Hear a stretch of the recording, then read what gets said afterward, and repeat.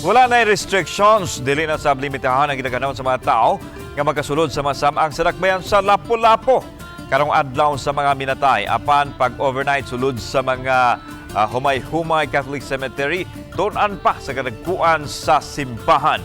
Ang report ni Luan Merondina.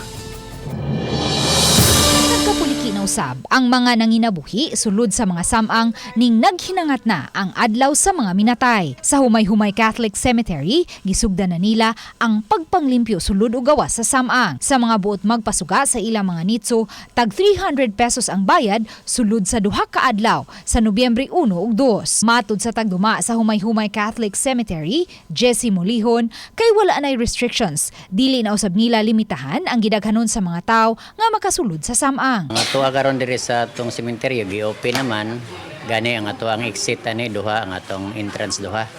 No, kay para nga makusog ang pagsulod sa mga tao. Nya di na mapareha sa unang tuig nga naabot dito dapit sa may Hopes Dome ang linya.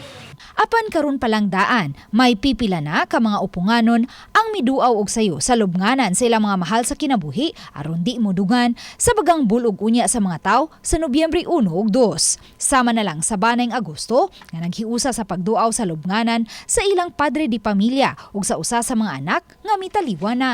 Birthday mas akong bata. Unang nagtapog mi dire. Matod ni Molihon, wala pa'y gipagawas nga guidelines ang simbahan sa Berhen sa Regla nga mo'y nagduma sa Humay-Humay Catholic Cemetery kabahin sa pag-overnight sulod sa samang. Hangyo lagi ang kadaghanan nga overnight lagi daw sila. Pero mo na nga magagad pa ko sa ato ang kura paroko kay siya magad ang magbuot sa tanan.